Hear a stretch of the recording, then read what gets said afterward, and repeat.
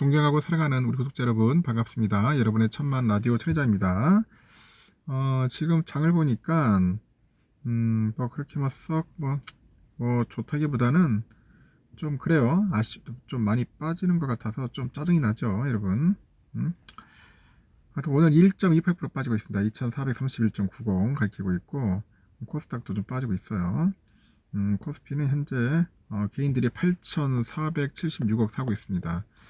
외국인들 1,861억 정도 매도하고 있고, 기관 애들은 6,860억 정도 이제 매도를 하고 있어요. 삼성전자가 한 0.8% 빠지고 있네요. 62,200원 아침부터 빠지더니.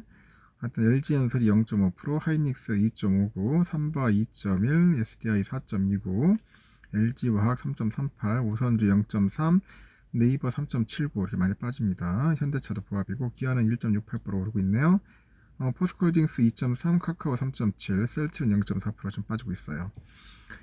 그리고 코스닥도 812.25, 0.4% 정도 빠지고 있고 개인들이 2,660억 정도 지금 매수하고 있는데 외국인 기관들은 팔고 있다 보시면 되고 에코프로비엠이 좀 오릅니다. 0.5%, 셀트리온에스키 1.4, 에코프로 오늘 또 12.8% 올라요. SM 5.3, 셀트리온제약 7.3, JIP 2.3% 오르고 있고 LNF 0.4, HLB 5.6, 카카오게임즈 3.9% 빠지네요. 보니까 참고하시면 될 것 같습니다.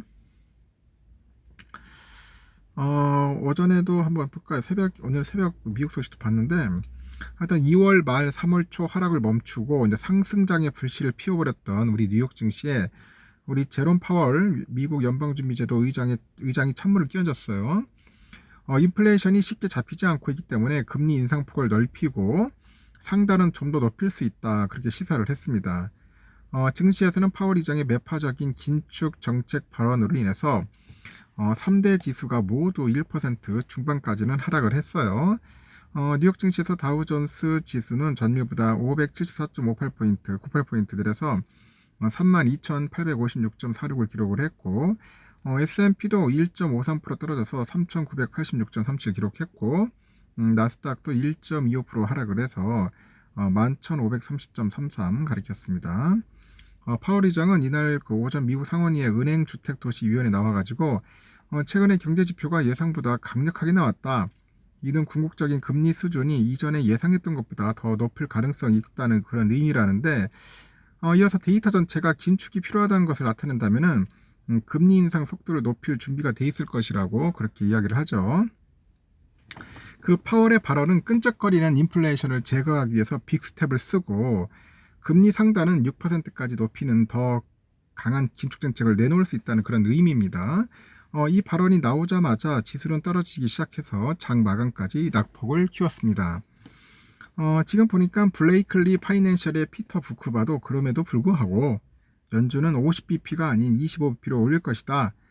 금리 인상을 멈출 때까지는 25bp 기조는 유지된다. 그런 이야기를 합니다. 파월 의장의 발언은 주식장을 진정시키기 위한 엄포라는 해석도 있는데 마리너 자산운용의 팀 레스코가 연준 의장의 주가 상승을 막기 위해서 어떤 말을 한다 해도 놀라지 말라. 의장은 주가를 통제하고 싶어하면서 상원에서의 발언은 인플레 저하가 아직은 갈 길이 멀다는 뜻에 이제 불과하다고 하죠.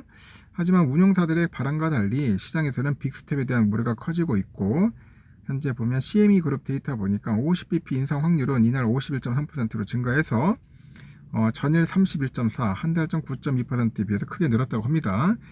실전 트레이더들은 금리 상단이 5.5에서 5.75% 범위에 도달할 것으로 현재 보고 있는 것 같아요.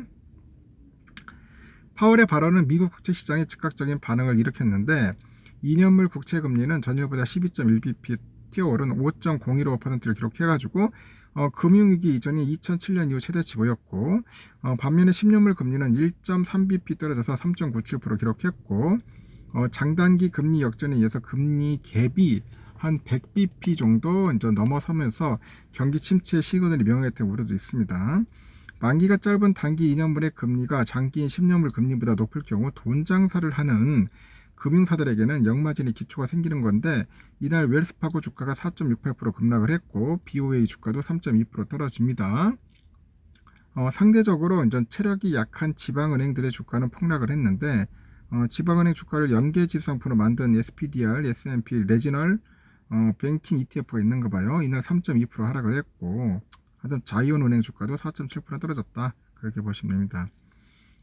이렇게 긴축을 강화하겠다는 미국 중앙은행 의지에 따라서 달러 인덱스는 다시 1월 이후 최고치를 기록을 했어요. 바스켓 통화 대비 달러화를 측정한 이 지수가 이날 105.43으로 기록을 해서 1월 6일 105.631 이후 최고치 보였고, 그 파월이 이날 의회에서 내놓은 금리 관련 발언은 사실 어느 정도 예상된 것인데, 이보다 새로운 우려는 상업용 부동산에 대한 대출 지적이라고 합니다. 파월은 그래서 많은 주요 도시 빌딩하고 사무실의 점유율이 현저히 낮고 어떻게 그럴 수 있는지 의문이다. 공실이 많은 빌딩은 콘도미니엄으로 이제 바뀔 것이라고 하죠. 이어서 대형은행들은 이 상업용 부동산 대출 리스크가 크지는 않지만은 소규모 은행들은 그렇지 않다고 지적을 합니다. 지방은행이나 중소은행들의 부실 대출이 쌓이고 있고, 이는 관련 부동산이 변신하는 과정에서 경제를 일으킬 수 있다는 그런 설명도 하고 있는 것 같습니다. 하여튼 그래요. 하여튼 그래서 삼성전자는 현재 62,200원 정도 지금 빠지고 있는데, 아침에 6만원이 깨졌었어. 6만원이 깨져가지고 깜짝 놀랐겠습니다. 59,900원까지 갔었어요. 이때 많이 들어갔는지 모르겠습니다. 외국인들은 52만 주 정도 매수하고 있는데, 개미들하고 이제 기관들이 조금 파는 게 아닌가 하는 생각이 들어요. 지금 보니까. 근데 외인들은 들고 있고, 우선주도 53,900원까지 가더라고요. 한 200원 정도 좀 빠졌었는데 53,900원 현재 그 모습을 보이고 있고, 외인들은 한 24만 5천 주 정도 이제 매수를 하고 있습니다. 기관하고 개미들은 현재 팔고 있다. 그렇게 보시면 될 것 같아요. 되는데 그렇게 하여튼 썩 좋지는 않아요. 오늘 우선주도 53,500원까지 빠지더라고요. 쭉 빠졌다가 다시 또 올라가겠는데, 하여튼 많이 빠졌을 때 들어가는 건 좋죠. 좋은데 근데 그때 또 용기가 있어야 돼요. 그냥 뭐 아무나 막 그렇게 할 수 있는 게 아니겠죠.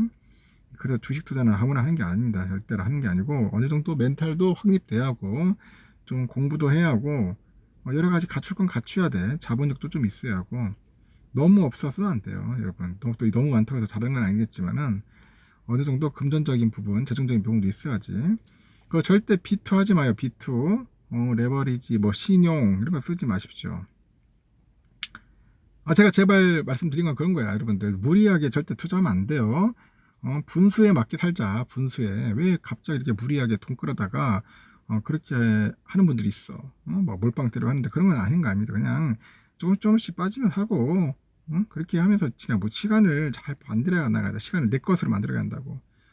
그렇지 않으면은 100점 100패야.